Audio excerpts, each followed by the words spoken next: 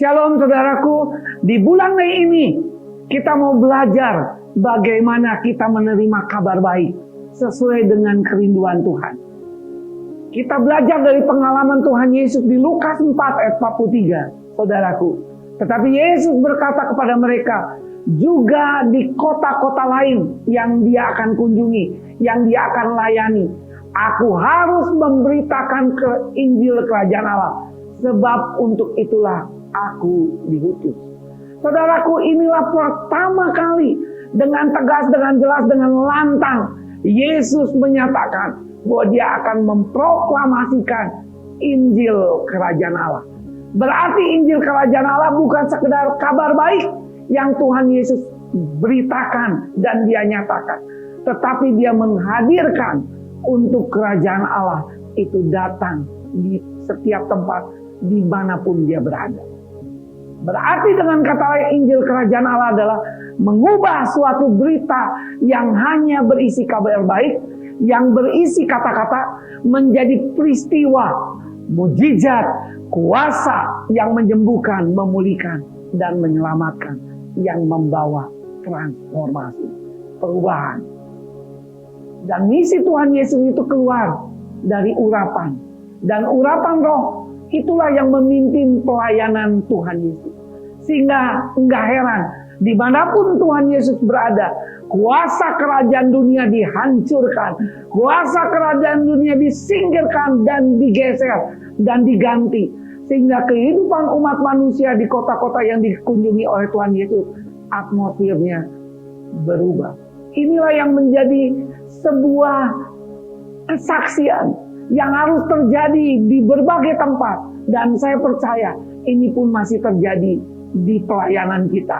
Harus terjadi kesaksian pembebasan rohani, jasmani, dan jiwani, dan sosial. Sesuai dengan kerinduan Tuhan Yesus ketika dia ditolak di kota Nazaret. Aku datang diutus untuk memberitakan kabar baik kepada orang miskin. Untuk memproklamasikan kebebasan kepada para tahanan dan pemulihan penglihatan bagi orang yang buta.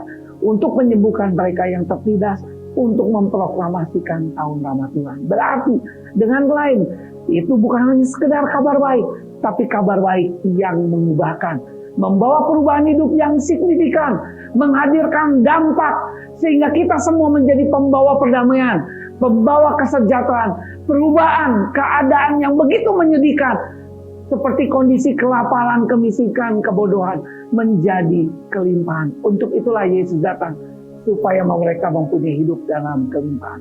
Itu pun yang terjadi dalam gereja mula-mula yang kita pelajari di kota Yerusalem. Begitu diterima kehadirannya, sehingga mereka disukai semua orang. Kenapa? Karena karakter mereka berubah. Hidup pola pikir mereka berubah. Mereka menjadi rumah kabar baik yang membuat Roh Kudus begitu leluasa bekerja, berdampak kemajuan akan Injil kerajaan Allah, ditandai setiap hari Tuhan Yesus menambahkan orang percaya. Karena itu selama bulan Mei 2023 seluruh jemaat akan dilengkapi dengan prinsip dalam kehidupan kerajaan Allah. Yang pertama, bagaimana mengalami Injil kerajaan Allah.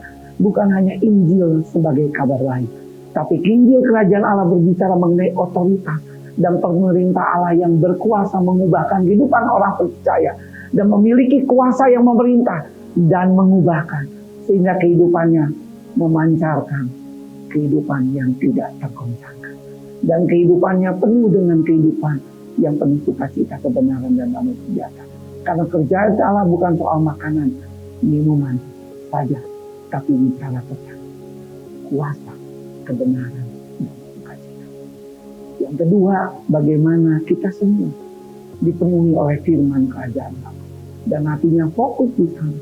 Penting sekali hati kita dipastikan bisa menerima benih firman Allah, hidup dengan hati yang terbuka, hati yang betul-betul lembut, sehingga firman itu tidak jatuh di tanah yang berat, di pinggir jalan, tapi di tanah yang berat. Nanti kita akan belajar, sehingga semua jemaat Tuhan mengalami pertumbuhan yang signifikan, 30 kali lipat, 60 kali lipat, bahkan 100 kali lipat. Dan terakhir, lewat hidup kita menjadi pemberita Injil kerajaan Allah yang penuh kuasa. Yang nyata sekali kuasa iblis disingkirkan, dihancurkan, dan diganti. Pergilah dan beritakanlah kerajaan Allah sudah dekat. Sembuhkanlah orang sakit, bangkitkanlah orang mati. Tahirkan orang kusta, usirkan setan-setan. Kamu telah memperolehnya dengan cuma-cuma, karena itu berikan pula dengan cuma-cuma. Dan dimanapun kau berada, hidupmu disukai banyak orang. Ingat, lewat hidupmu, kerajaan Allah mengalami kemajuan dan berkat. Tuhan Yesus memberkati kita semua.